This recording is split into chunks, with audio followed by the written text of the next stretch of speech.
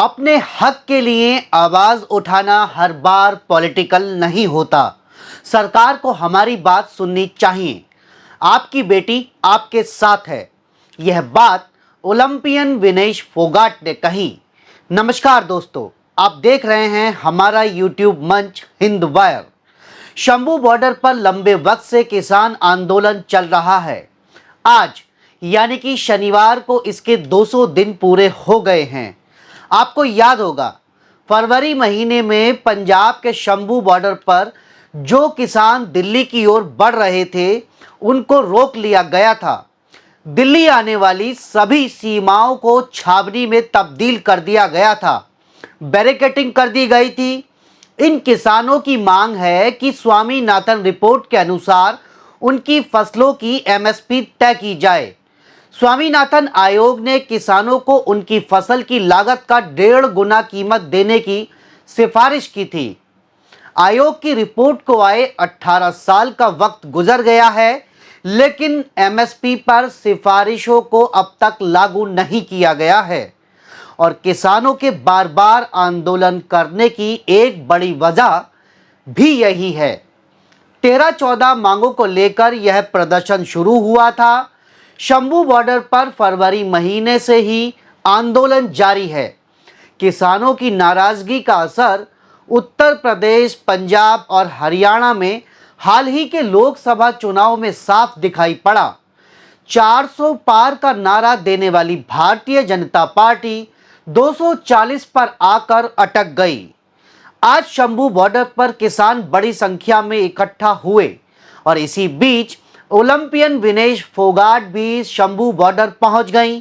किसान नेताओं ने विनेश फोगाट का माला पहनाकर स्वागत किया।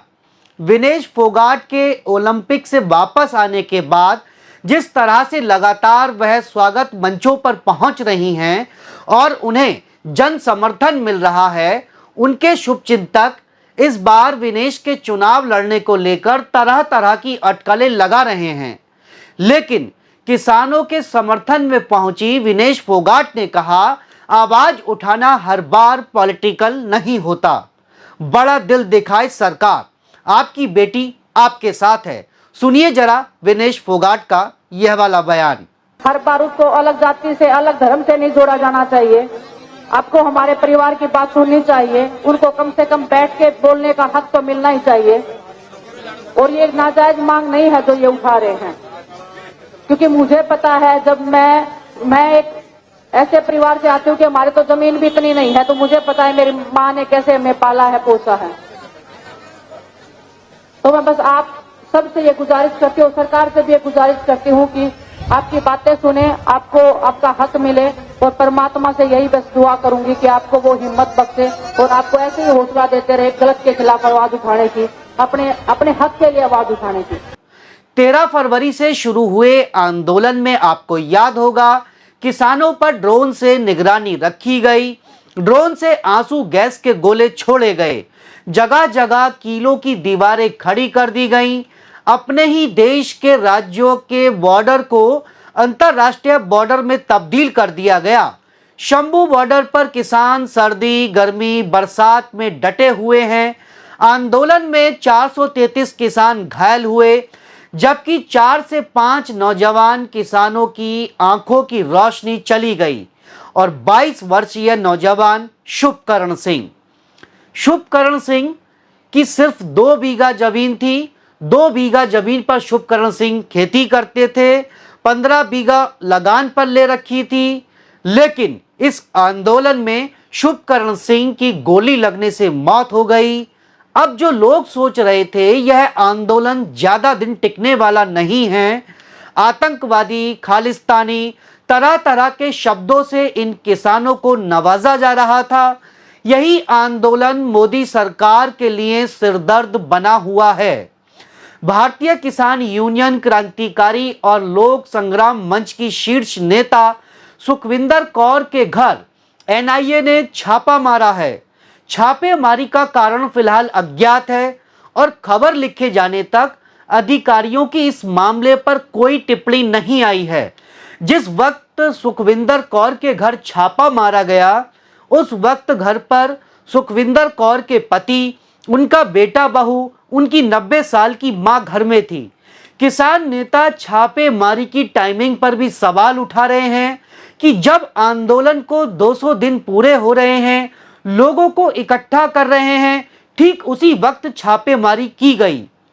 विपक्ष और किसान नेता लंबे समय से मोदी सरकार पर केंद्रीय एजेंसियों का दुरुपयोग करने का आरोप लगाते रहे हैं। सरवर सिंह पंधेर ने एक एजेंसी को इंटरव्यू देते हुए कहा कि सरकार हरियाणा में होने वाले नुकसान से बचने के लिए बीजेपी किसान लीडरों को टारगेट कर रही है, लेकिन किसान हर बार की तरह तैयार हैं। किसान किसी एजेंसी से डरने वाले नहीं हैं। यह आंदोलन पूरी तरह से किसान और मजदूरों का है। किसान नेताओं ने जो ऐलान किया है वो साफ ऐलान कर दिया है कि वह अब पीछे नहीं हटने वाले हैं, और तब तक पीछे नहीं हटने वाले हैं जब तक कि सरकार स्वामीनाथन रिपोर्ट के अनुसार एमएसपी लागू नहीं करेगी। सरवर सिंह पंधेर तमाम अलग दलों से चर्चा करेंगे, आगे की रणनीति बनाएंगे।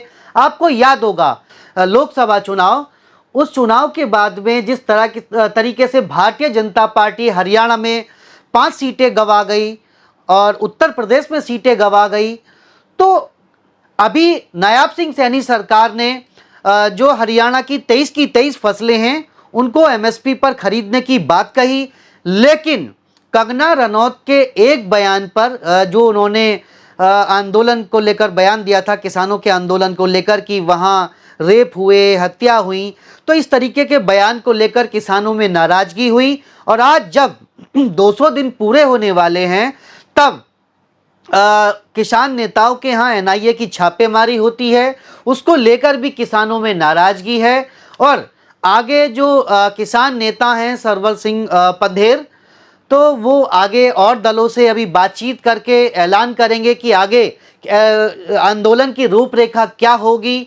फिलहाल भारतीय जनता पार्टी इस किसान आंदोलन से पूरी तरह से खौफ खाई हुई है, और यही वजह है कि अब भारतीय जनता पार्टी चाहती है, क्योंकि जिस तरीके से नायाब सिंह सैनी ने हरियाणा में 23 फसलों को एमएसपी पर खरीदने का ऐलान कर दिया, किसानों को कह दिया कि वो 23 फसलें एमएसपी पर खरीदने के लिए तैयार हैं, लेकिन किसान हैं कि वह एमएसपी लागू करवाने के लिए, वो भी स्वामीनाथन रिपोर्ट के अनुसार लागू करवाने के लिए अड़े हुए हैं।